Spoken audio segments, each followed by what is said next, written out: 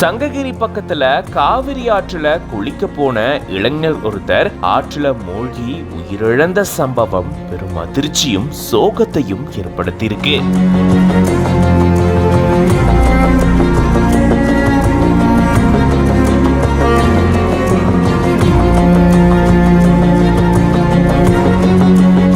சேலம் மாவட்டம் எடப்பாடி அடுத்திருக்கக்கூடிய கொங்கணாபுரம் ஒன்றியத்துக்குட்பட்ட கோரணம்பட்டி பகுதியை சேர்ந்தவர் 25 வயதான தினேஷ். இவரு எம்இ பட்டதாரி. இவருடைய நண்பர்களான ஹரிபிரசாத், மாதவனோட சேர்ந்து சங்ககிரி அடுத்திருக்கக்கூடிய கல்வடகம் பகுதியில காவிரி ஆற்றுல இவர் குளிக்க போனதா சொல்லப்படுது. இப்படி இவங்க காவிரி ஆற்றுல குளிக்க போனப்பதான் திடீர்னு நீர்ல தினேஷ் மூழ்கினதா சொல்லப்படுது. உடனடியா இவருடைய நண்பர்கள் தேவூர் போலீசாருக்கு தகவல் தெரிவிச்சிருக்காங்க.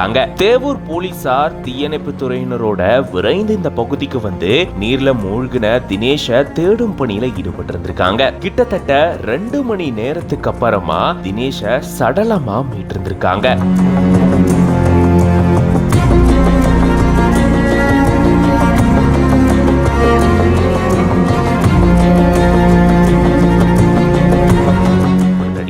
அவருடைய உடல் பிரேத பரிசோதனைக்காக அரசு மருத்துவமனைக்கு அனுப்பி வைக்கப்பட்டிருக்கு. இது தொடர்பா தேவூர் போலீசார் வழக்கு பதிவு செஞ்சு விசாரணையை மேற்கொண்டுட்டு வராங்க. நண்பர்களோட சந்தோஷமா ஆற்றுல குளிக்க போன இளைஞர் ஒருத்தர் நீர்ல மூழ்கி உயிரிழந்த சம்பவம் பெரும் அதிர்ச்சியும் சோகத்தையும் ஏற்படுத்தியிருக்கு. இவருடைய உயிரிழப்பு குடும்பத்தார பெரும் துயரத்துல ஆழ்த்தியிருக்கு.